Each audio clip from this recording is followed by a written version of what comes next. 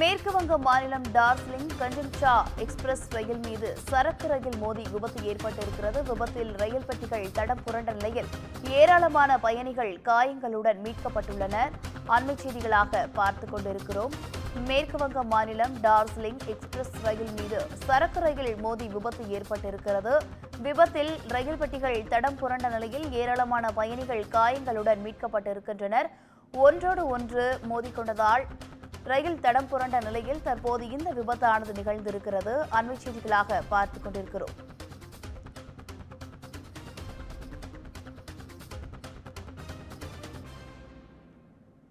விபத்தில் ரயில் பெட்டிகள் தடம் புரண்ட நிலையில் ஏராளமான பயணிகள் காயங்களுடன் மீட்கப்பட்டுள்ளனர். விபத்து நடந்த இடத்திற்கு மருத்துவ மற்றும் பேரிடர் மீட்புக் குழுவை அனுப்பியுள்ளதாக மாநில முதலமைச்சர் மம்தா பானர்ஜி தகவல் தெரிவித்துள்ளார். கூடுதல் விவரங்களோடு இணைகிறார் செய்தியாளர் காவ்யா. வணக்கம் காவ்யா, விபத்து குறித்தான முழு விவரங்கள் வழங்கலாம். வணக்கம். மேற்கு வங்க மாநிலம் டார்ஜிலிங் மாவட்டத்தில் இன்று காலை சரக்கு ரயில் மீது எக்ஸ்பிரஸ் ரயில் மோதியதில் பல பயணிகள் காயமடைந்துள்ள காட்சிகளை தற்போது நாம் நேரலையாக பார்த்துக் கொண்டிருக்கிறோம்.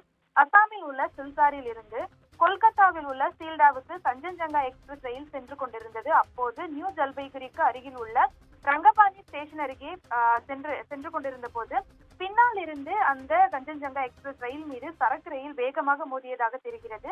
இந்த விபத்தில் கஞ்சன்ஜங்கா விரைவு ரயிலில் 2 பெட்டிகள் தடம் புரண்டுள்ளதாக தகவல் வெளியாகியுள்ளது.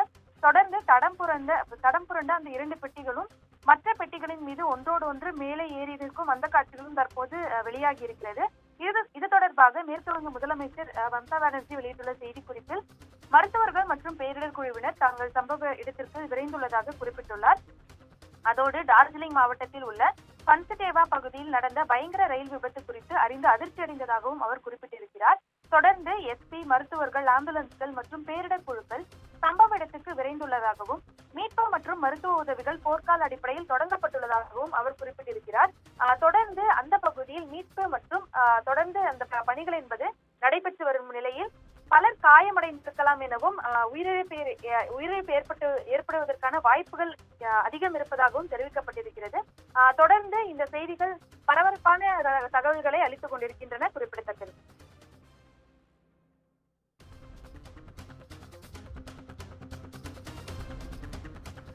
காவ்யா, தற்போது அங்கு மீட்பு பணிகள் எந்த அளவுல நடைபெற்றிருக்கு? அதிகாரிகள் யாரேனும் சம்பவ இடத்திற்கு விரைந்திருக்கிறார்களா?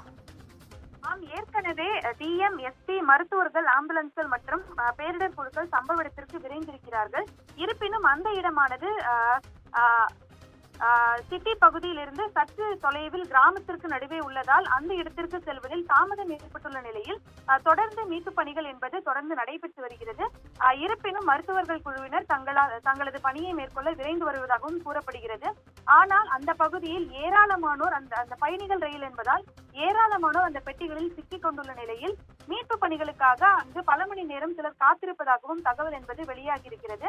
இந்த நிலையில்தான் அந்த பகுதியில் உள்ள மக்கள் கூட்டமாக சென்று அந்த காட்சிகளை தங்களது செல்போன்களில் படம் பிடித்து இணையத்தில் வைரலாக்கி வரும் இந்த காட்சிகளையும் தற்போது நாம் பார்த்துக் கொண்டிருக்கிறோம்.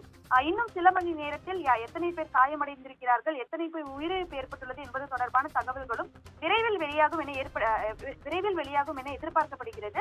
அதே நேரத்தில் இந்த சம்பவத்தில் உயிரிழப்பு என்பதற்கான வாய்ப்புகள் குறைவு எனவும் அப்பகுதி அதிகாரிகள் தெரிவித்து வருகின்றனர். இருப்பினும் இந்த விபத்து குறித்த காட்சிகள், பதைபதைக்க வைக்கும் காட்சிகள் வெளியாகியுள்ள நிலையில் காயமடைந்தோர் எண்ணிக்கையும் அதிகரிக்கலாம் எனவும் அஞ்சப்படுகிறது.